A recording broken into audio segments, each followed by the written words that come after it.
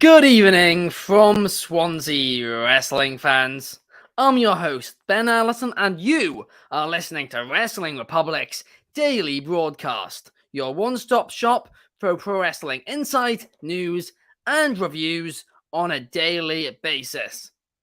Tonight will be AEW's annual Blood and Guts match. It's one of the matches, one of the episodes of Dynamite, which I look forward to in the year the most. It's going to be an absolute banger as the Elite take on the Blackpool Combat Club. So we certainly have a lot to get into. And we have a new North American champion over in NXT as well. Dirty Dom has taken his skills that he's learned in prison and taken them to NXT to win the North American Championship. So we'll be getting into that as well. But firstly, let me introduce the co-host of the show, Clark Taylor. How are you, Clark? I'm doing well today. I'm still trying to figure out how Dom can defend the North American Championship outside of the United States, given his stint in prison. Not sure he can cross the border, whether it be north or south, but it does include Mexico and Canada when we're talking about North America. So I don't know how he defends this title outside of the States or how he won it in the first place, but we're here and we'll talk about it, and I'm stoked to be here. Very good point, and not one which I had I thought about that much. But we know that he made it to London for Money in the Bank, so who knows? Maybe he's paying off the right people. But also joining us today, we have David. How are you, David? He's got Tony D'Angelo's in his back pocket. Yeah. Hello, everybody. Lovely to be here today. Excited to talk about a very exciting episode of Dynamite, and a more interesting angle with Mr. Mysterio. It should be a very, very fun show. This, very excited. It absolutely should be. And we also have Chaos here today, but I think he's having technical difficulties right now, as that's all we can see on the screen. But let's hope the Chaos gets that sorted out, and hopefully will be joining us very, very shortly. But let's get straight into things, and let's talk about Dirty Dominik Mysterio, because he went down to NXT this week and defeated Wesley. I kind of do feel a little bit bad for Wesley on this one, because he was a week away from breaking Carmelo Hayes' record. But still, Dirty Dom is now holding gold. He is the North American champion.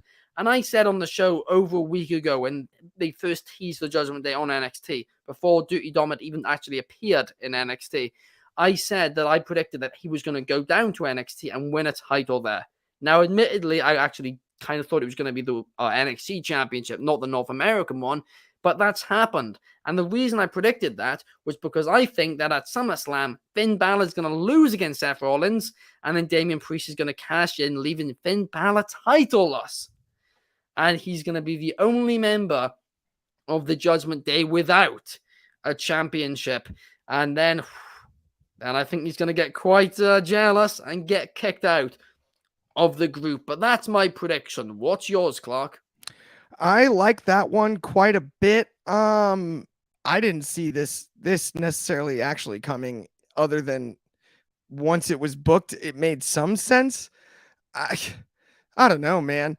I'm cool with whether the Balor Priest thing happens with the Money in the Bank briefcase. Didn't we just do one big group has all the belts? And is Judgment Day even close to as strong as the Bloodline to justify having all the belts? I don't think so. I really don't. I love each individual member of the group. I've been critical of the group in the past. I've been complimentary about the group of late. I don't necessarily think we need to see him draped in all the gold just because two dudes with attitudes is the last time they did an Untold on Peacock and the WWE Network. Just because we've seen this before with the Bloodline now. Like, I don't know what Judgment Day necessarily did to earn this, and Seth Rollins' reign has been good enough in my eyes to justify we don't need Judgment Day shenanigans for another month and a half. And I don't necessarily know what the point of putting an NXT title is on Dom unless the Judgment Day is going to work 2 days a week back to back for like the next few months. In fairness to them, I think they might. I mean, that's a tough schedule because you always got to go back to Florida. And they're not always near Florida. They true. Atlanta, that's a quick trip. But are we really going to go from Oklahoma City to Florida, or from, I don't know, El Paso to Florida? Is that feasible? That's true. Realistically, and so I don't even know where they go from here. No, that is a very, very good point. Certainly so. I mean, in fairness, and I said this, a couple of weeks ago when we were talking about the Judgment Day. They are so over right now. Yes, they're not as strong as the Judgment Day. You're 100, not as the Judgment Day, as the Bloodline. You're 100% right on that. But the Judgment Day are so over right now, and I don't mind it. I really don't. Dominik Mysterio, we know he's still slightly green. He needs a bit more experience under his belt. So I'm not complaining about this at all. Is he going to have to work harder? Yes. But if he wants to become a top superstar in WWE, he needs to do that. And I'm 100% certain he's willing to put in that work. But David, what about you? What did you think about Dirty Dom winning the championship down in NXT? Carmelo Hayes, Nathan Frazier, Tony D'Angelo, Oro Mensah, Dijak, Axiom, JD McDonough, Dragon Lee, Ilya Dragunov, Charlie Dempsey, Drew Gulak, Tyler Bate, Joe Gacy, but most importantly, Von Wagner. None of them are near the quality of ex-con Dirty Dominik Mysterio. They're all people who Wesley have beaten in his run since Halloween Havoc of last year. I'm so mixed on this. I like the story. I like the story of Dominik Mysterio having the gold. I like the story of Judgment Day having the gold. I just feel sorry for Wes because Wes has held the title, like I said, since last October. He's had some incredible matches. He's been a real workhorse champion.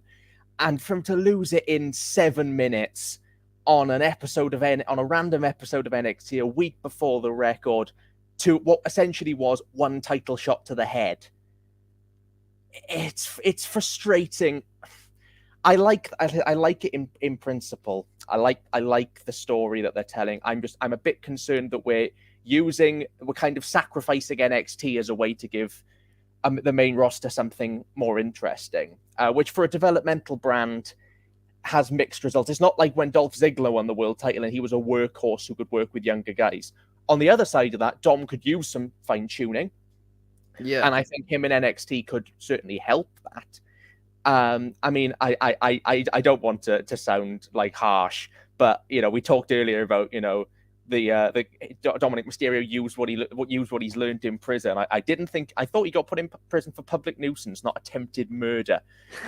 He drops Wesley right on top of his head at one point in this. Granted, that's one clip that's been shared quite widely around social media. The match is better than that. Yeah, that one spot suggests. But the crowd start chanting, "Dom's not ready." After that, and Dom is a good wrestler, and he can do stuff with the North American Championship. I have a pitch for it, which I'll get to when we talk about Hook versus Jungle Boy, which sounds like a weird comparison, but I'll tell you what I mean a bit later on.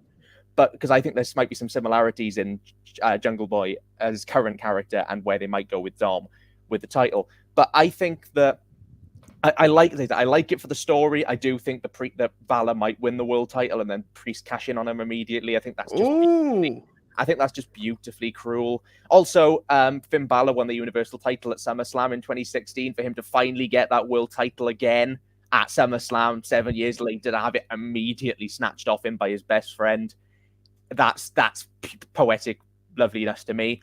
But I mean, like I said, from a Dominik perspective, I think it's a good thing. From a Wesley and an NXT perspective, I think it's a bit frustrating. But I think they have to keep Wesley's momentum going, because Wesley, ever since he went out on his own and kind of went on the singles run, he's done some phenomenal work. And I just want to give him his flowers for that, because he's defended it in 5 ways. One of the best matches of the year in one of those 5 ways. Another one of the matches of the year is him versus Dijak. He's done outstanding work. Yeah. I hope that they don't have him lose the North American title and get completely lost in the shuffle. I also fear this could be a transitional reign for Dom, just so they can do it, get to the bit where Priest wins the title, and then just have him drop it immediately, maybe back to a Wesley or to an Ali or somebody like that, because that story's still going. Yeah. So I think there's lots of ways they could take it. I don't hate it. I don't necessarily love it either. I'm willing to see where we go with it. It's a nice idea in principle. Yeah, no, I do agree with you there, and I also do love how what you said about Balor possibly actually winning at SummerSlam, because I have it down as I think he's going to lose, and then Priest will cash in on Rollins. So Balor just is the only one who can't do it. But I do actually, I prefer your idea. I really do.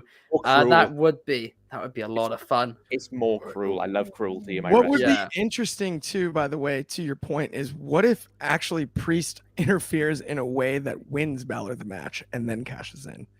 So it's kind of a double head fake. You see what I'm saying?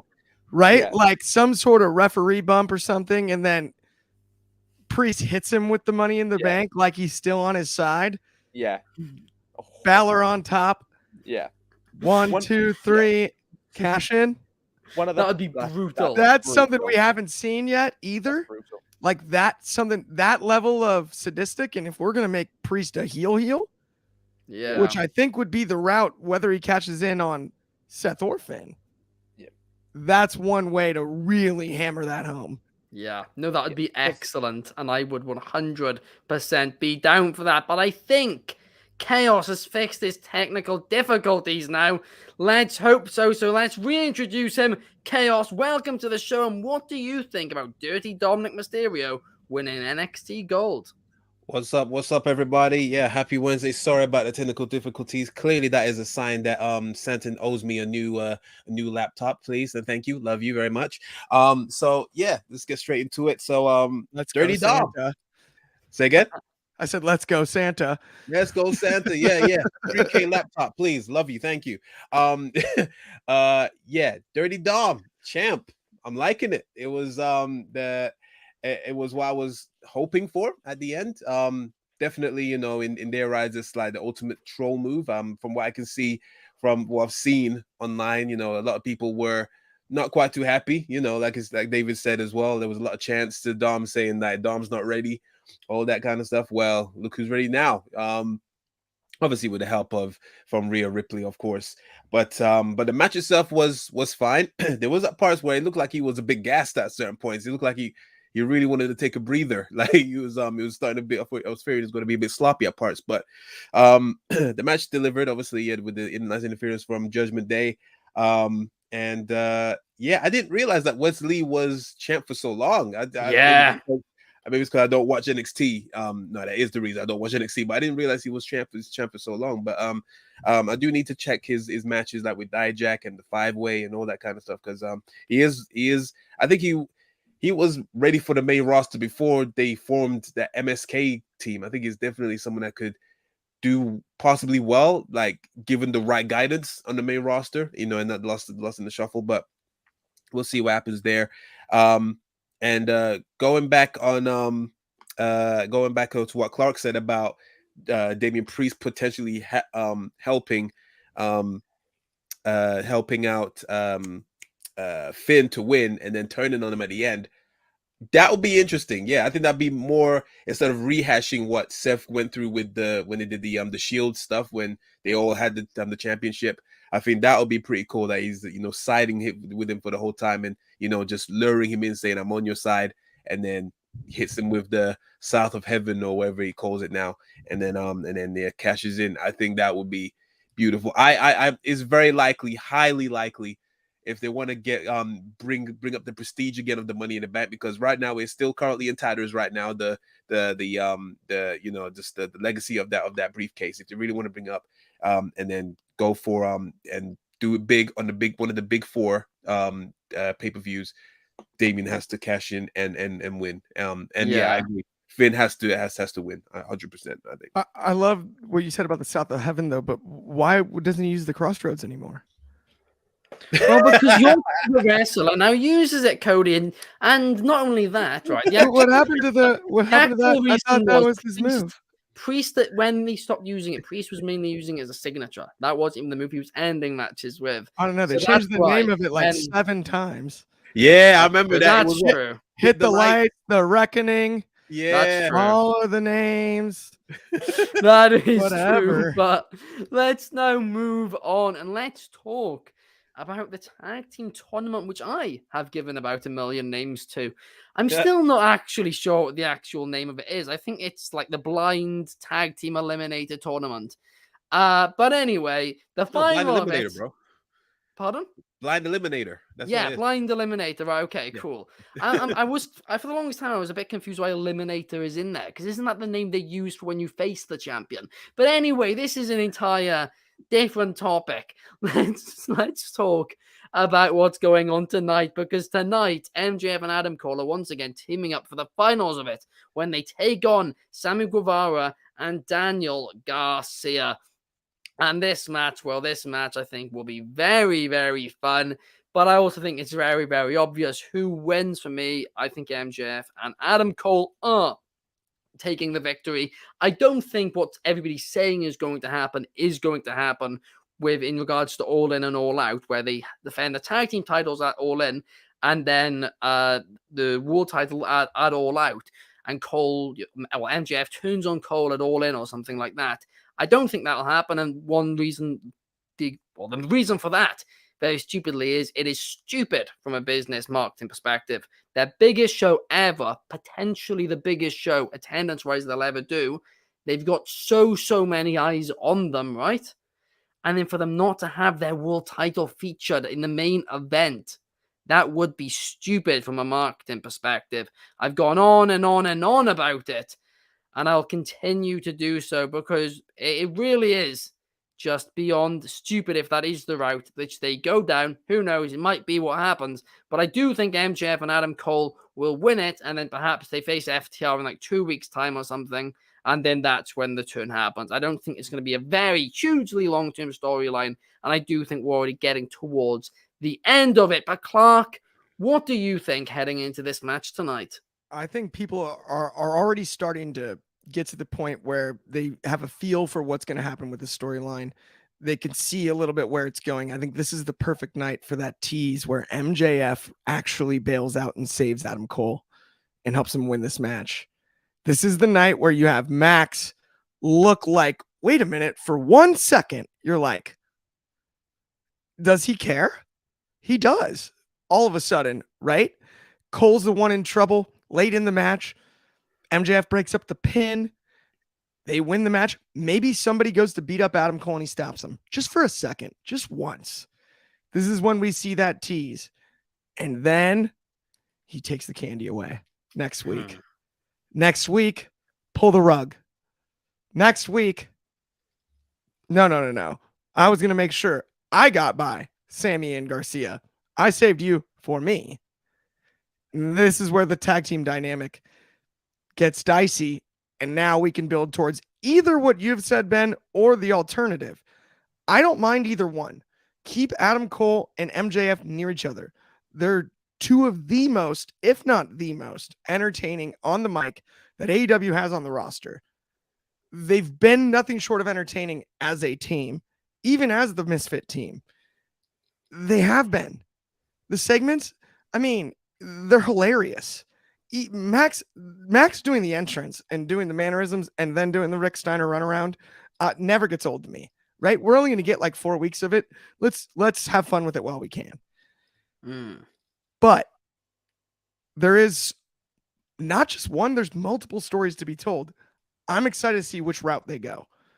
But if it's me with the book, like I said before, I'm going Max actually bails out Adam, and we have to think for a second tonight. That would be great. And yeah, they need to just for a second put just, a sprinkle of doubt in fans' minds, like, hey, maybe that is the case.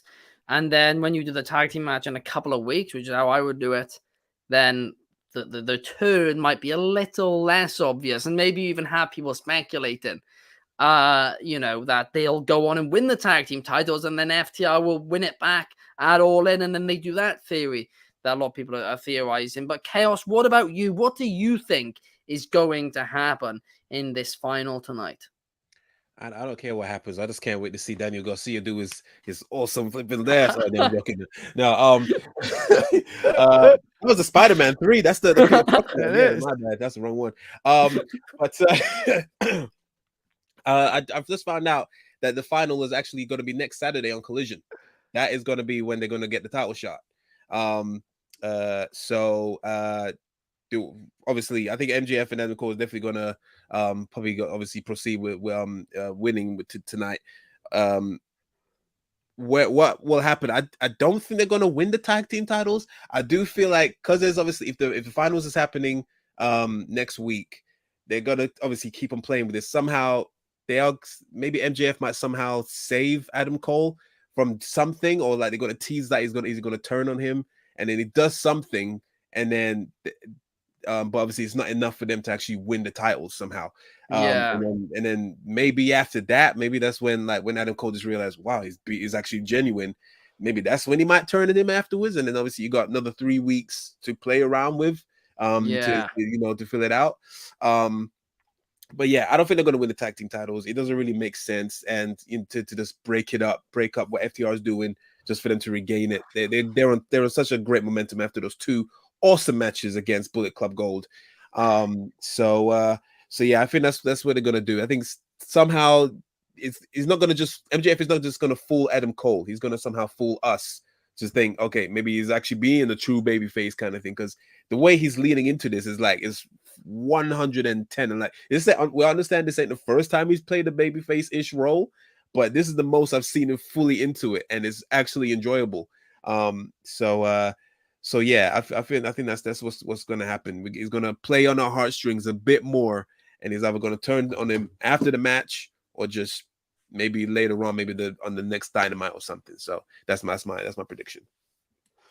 Honestly, I'm so happy you've now said that, and you've let me know that the finals are happening on Collision next week, because I'm going to be honest, I was fearing that they would not have a world title match at All In, which would be a bit stupid move from a business perspective. And I'm glad that, it shouldn't be that much of a surprise that, Tony Khan knows that isn't the move. But yeah, that makes a lot of sense. And I do think that perhaps you could be right there, Chaos. Maybe they don't even do the turn, like you said, in the tag match, and they do it afterwards. And there's, MJF gives Adam Cole false hope even in defeat. That would be a very, very interesting way to go about it as well. But now let's move on and let's talk about the man formerly known as Jungle Boy, now just known as Jack Perry. Hollywood Jack Perry. As Hollywood, yeah. If it was WWE, he probably would be. But he will be taking on Huck for the FTW Championship tonight on Dynamite. And this match, this is happening a lot earlier than I expected it to, and that makes me think that this is just going to be either a squash or maybe it doesn't even start. Something fishy is going to happen here. That's my feel about it. But David, I know you have a prediction, and I know you said it ties in somewhat to Dominik Mysterio. So go away and let us know what it is. Well, I have a few things to say on this. First of all, I'll get to the Dominik comparison very quickly. In response to the this particular match, Hook squashes Jungle Boy. And I'll explain why. First of all, this has been a slightly naff version of a Monty Python sketch. Basically been the story of Sir Robin from Monty Python and the Holy Grail, which is, brave Sir Perry ran away, bravely ran away. It's the glasses and the massive confidence, bolting it for the doors as soon as he hears Hook's theme. But it's been done very quickly and without really any of the comedy you could have got from that. Jungle Boy has literally denigrated himself down to the point where he's willing to take even an unregistered title just so that he gets a shot at the gold. So I think Jungle Boy goes in uber confident and then tries to peg it for the doors again, and Hook just grabs him and squashes him. And then we have another match a few weeks down the line, which is a slightly more frustrated Jack Perry, loses again in a more competitive match, and that's when Jungle Boy goes back to Christian. And that's when, and we possibly we then kind of have that redoing of now completely heel Jurassic Express plus Christian for Jungle Boy to finally win that title, and make the FTW title mean something, and also give Hook something to do, because if Hook just loses here, makes him look so rubbish. Like unless he cheats to win, which he probably will because it's heel Jack Perry. But also I mean, the other option you go is, like you said, it's a schmoz. It never starts. I don't know. Jungle Boy does something silly. That's very, very equally possible. How it links to Dominik Mysterio is that I think Dominik Mysterio should have a very, very similar story of kind of that incredibly overconfident guy who bolts for the door at the first sign of trouble. I think on next episode's NXT, Dominik Mysterio should come out and go, "Yeah, I'm a fighting champion. The workhorse spirit's going to continue. I'm going to defend against all challengers." And then Tyler Bate comes out and he goes, "No, but I'm not defending it against you." And then Mustafa Ali comes out, and then Axiom comes out, and then Dragon Lee comes out, and you just fill the ring with all of the challengers that could be, or fill up the outside area, and Dominik Mysterio just goes, "Nah, yeah, no, you're all right, mate," and just bolts as fast as his legs can carry him out of the door. Or something along those lines. But I think this whole story beat, whether it's Jungle Boy doing it or potentially Dom, is really funny. I love the whole gimmick of you're confident until you're faced with the reality, and then you bravely stand up for yourself by running away. But they haven't done that enough with Jungle Boy. They haven't done that enough with Jack Perry to make it funny or interesting. It's kind of just been a couple of weeks of slightly naff vignettes. Like the stuff in the car last week was so strange. Because I was like 15 seconds and you were done. There's no humor from that really. There's no drama. There's no intrigue. It's just filler. So I think this has got to be an angle of some sort. Whether you do the Moxley Punk route, like I said, of a squash, of a surprise squash, or it's a big schmoz angle. But I don't need a 15-minute competitive match. I want one, but don't give it to me now. Because you haven't given me enough of a reason to care. Do that down the line when you've given me more of a reason to care. I think Build it up, tease it a little bit more, and just see where things go slowly, and then give us the big blow-off match, which we know is going to be great. But what are your thoughts, Clark? I was just going to say, I thought his first take was spot on. Hookamania is going to run wild. It's going to be a crowd full of Hookamaniacs. It's a hook squash. We know that. The Hookster is in great form. It's the FTW title. It's his belt. It's his family's belt. I mean, I like Jungle Boy Jack or whatever we want to call him now. Luke Perry's son, as he's been called in the past. That's terrible. No one likes that. But Hookamania. It's Hookamania. It's the Hookster. He's going to run wild. We're going to see a bunch of judo tosses and then a little red rum for the finish.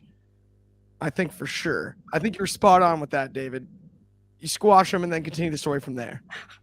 No, absolutely, David. I love what you said. And I also love what you said about Dominik Mysterio. Him just coming out next week on NXT, saying he's going to be a fighting champion. We've already seen Dragon Lee take to Twitter to just say, "Dom, I accept the challenge." Making a joke out of the fact that, of course, Dominik Mysterio answered an open challenge, which didn't exist last week. So I would love that. It would make so much sense from a storyline perspective. So count me in on that, David. That would certainly be something that I would like to see. But talking about things that I would like to see, tonight we have Blood and Guts. We're the Golden Elite. Say that, William Regal. Come on. Blood and Guts. That was more Vince Vince McMahon. McMahon. Yeah, That was like Vince and Regal combined. That was actually pretty good. Take two? Do it again? No, I'm kidding. You'll have an aneurysm. You'll have an aneurysm. Don't Everyone's ears are going to bleed. I won't put them A through lot that, of blood vessels. The Golden Elite will be taking on the Blackpool Combat Club tonight in Blood and Guts. And it's going to be Kenny Omega, Matt Jackson, Nick Jackson, Hangman, Adam Page, and Kota Ibushi in an AEW ring, taking on Jon Moxley, Claudio Castagnoli, and Wheeler Yuta of the Blackpool Combat Club, along with Konosuke Takeshita and Pac. And honestly, there's been a couple of good Blood and Guts matches already in AEW's history, but this one is the one I'm the most excited about.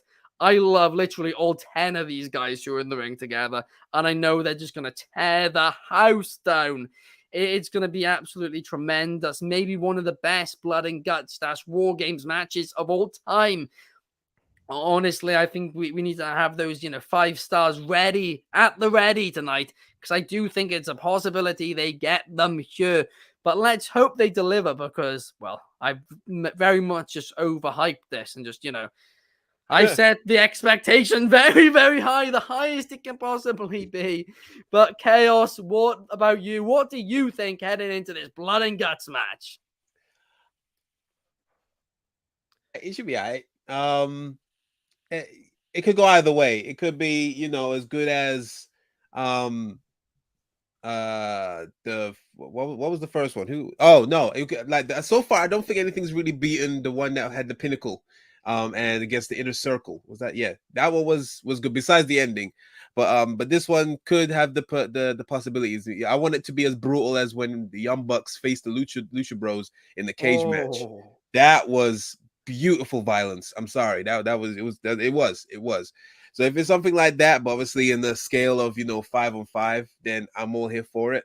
I have a bit of a love-hate relationship with Blood and Guts. Sometimes it can be good. Sometimes the moves can look a bit dire. And I think the last one there was an unfortunate injury to Santana. Was it Santana? Oh yes, and he's still not returned. Still not returned. He's cleared, but he's still not returned. I think. Yeah. Tony Khan said today the other day in the Ring of Honor press conference that Santana being injured for the entire year because of it is why he doesn't want to do it in the women's division because of the amount of injuries they have there. So I think Tony Khan is still claiming he's injured, but like you said, Conan has said otherwise. Yeah, but then that's Conan. But yeah, this match it could be good. I think obviously everyone's looking to see what Kota Ibushi can do in this. And he's a crazy guy as well. So this could go either way. It could be very good, or I'd be very surprised if it gets 5 stars. I'm not gonna lie. I'll be very surprised. But yeah, I'm open to be surprised anyway. And see where it goes. For who I want to win, it has to be the Elite. I want this thing dead and buried now. I'm tired. I'm sorry. Like, as much as I love the BCC, and this storyline has gone a bit too long for me. So yeah, I want them to explore other options and see what goes there. But yeah, it should be fun. And the Boston crowd are usually quite hot as well. So I think they will appreciate it as well. So it's gonna be a great crowd tonight. And yeah, you brought up a good point. In every Blood and Guts match so far, there's been a noticeable botch. And in our star rating system, any one noticeable botch or one which hasn't been attempted to be covered up properly, that you can notice is a blatant botch. It looks bad. One match cannot be a 5-star if that's the case. And there's been one in every Blood and Guts so far. So if there is one again today, then yeah, it can't be 5-star. But who knows? Maybe my expectations are too high. But when you these 10 guys in the ring together, you just can't help but have that feeling. But what about you, David? Because of course you're going to be reviewing this show tonight. I am going to be reviewing the show tonight. I'm extremely excited, as you may expect. I'm going to make a really wild prediction here, and brace yourselves, everybody. It's going to come in close to I think Jon Moxley might bleed. Now, I know. No. Bear with me on this. Jon Moxley never bleeds. So as a nice rarity, it could be something that really makes this one stand out from all the other ones. No, he's not going to do it. He's not going to do it. No way. Okay, sorry. I'll stop talking. Clip it, reel it. I promise you. Come back to me tomorrow. I'll be proven right. In all seriousness, this match should be awesome. Whether or not it gets 5 stars, like at the end of the day, like as much as I'm a reviewer, I love my star ratings. I've got spreadsheets of star ratings of things like that. If I get good wrestling, I won't like it. It is all the ratings are ratings at the end of the day, and what we want to have is fun. I've actually I've put together an order that I think they should come out in. For this week because I'm sad and I had time on my hands. So the order that I would have Kenny Omega and Pac start us off, going back to that old rivalry. Then I would have Takeshita come out next, gang up, and Takeshita and Pac gang up on Omega. Then you have Hangman Page come out and you reunite that tag team that we haven't seen in forever properly, Hangman and Omega. Then you have Wheeler Yuta, then Matt Jackson, then Castagnoli and Nick Jackson. That's kind of sorry, Young Bucks, I love you dearly, but like they are just kind of those are your middle guys. Third wheel. And then you have Jon Moxley come out and brutalize everybody. leading to Kota Ibushi, who's Kota's going to be the last man, isn't he? It feels like they'd be mad to not have him as the last man, and then have Ibushi come out, be a big save. The Elite are going to win this. I would be amazed if they don't. They lost at Double or Nothing in Anarchy in the arena. At Forbidden Door, Ishii got the fall. He's not part of the stable for the Elite, so I feel like the big cathartic win for the Elite, so that they can hopefully both move on to something else. I think we could see some more stuff regarding the trios titles, possibly. We haven't done House of Black versus Blackpool Combat Club yet. I'd like that. Obviously, they're two heels, but you can work that dynamic however you want to. And yeah, I think. Oh, actually, I tell you what. There's a possibility. I think that the House of Black could lose their trios titles to the Acclaimed on Collision this week as a way to fuel the fire of Andrade versus Malachi. And if that's the case, if you want to do Blackpool Combat Club and the Acclaimed, I wouldn't say no to that either. That's fun. And then the Elite can go off and do whatever they want to. I don't know the status of Ibushi, whether it's a one-off deal, whether he's going to be all Elite or not. But if I'm going off the assumption this is a one-off thing, because we don't really know. And I'm going to say that I think there's going to be the big feel-good win for everybody, with Omega and Ibushi hugging, and it's all lovely, and it's a nice cathartic way to end this months and months and months long storyline that's gone on probably a bit too long. But this match is going to be bloody. It's going to be brutal. You're going to have some incredible spots, and I'm so excited for it. The last Blood and Guts I adored to pieces. So the one before that, did I see the one before? Yeah, I did. Really good match till the ending. I've forgotten if I'd actually seen it. Crash Pad. But last year was amazing. Shame this is the first one without Jericho, because I think Jericho's always great fun in these. But I mean, it's Jericho or Kota Ibushi. Which one would you rather? Fair enough. Really, really excited for this. This should be cracking amounts of fun. Oh, absolutely. And you've gotten me even more hyped for it, David. Honestly, it's going to be such a good, just such a good match tonight. But Clark, the one question which I have for you is, do you think anybody's going to go off the top this year? I was going to ask that as well. The two previous ones, they have gone off the top, but maybe we see Kota Ibushi doing a shooting star press off the top. No, I hope not, at least.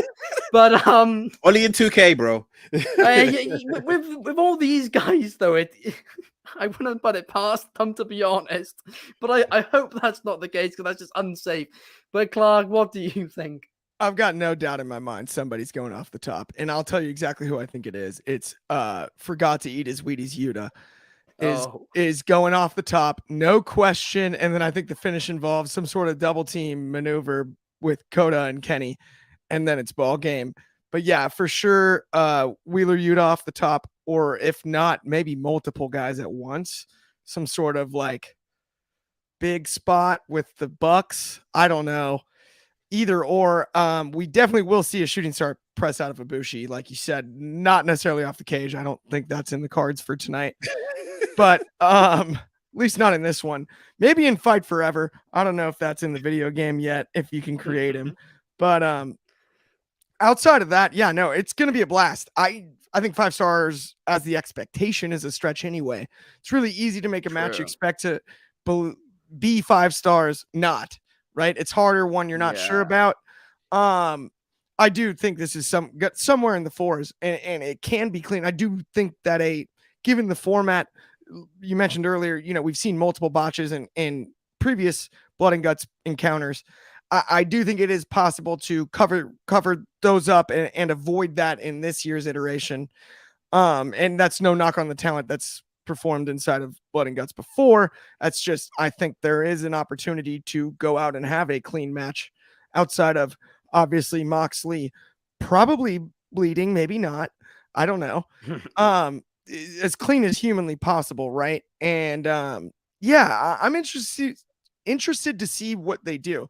I think it'd be kind of cool if, War Games-esque, you see a lot of like tables being brought into the ring and things like that.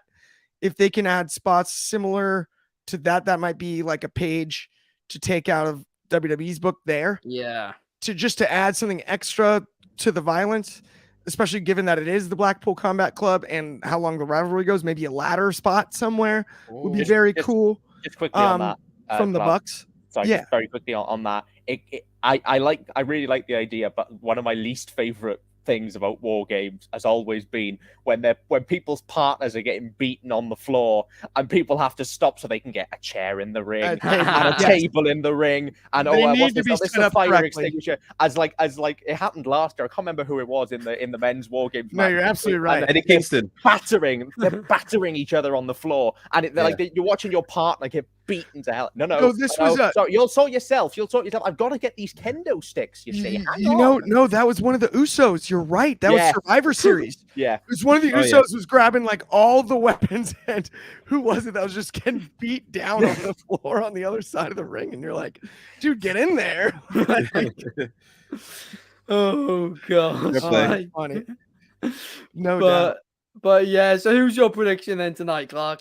I've got the Elite winning for sure, and I think either Ibushi or Kenny are the ones to pin whoever it is. I think if Wheeler takes the spot off the cage, which was my initial prediction, it's not him who necessarily takes the pin. It's kind of a take your pick out of the group.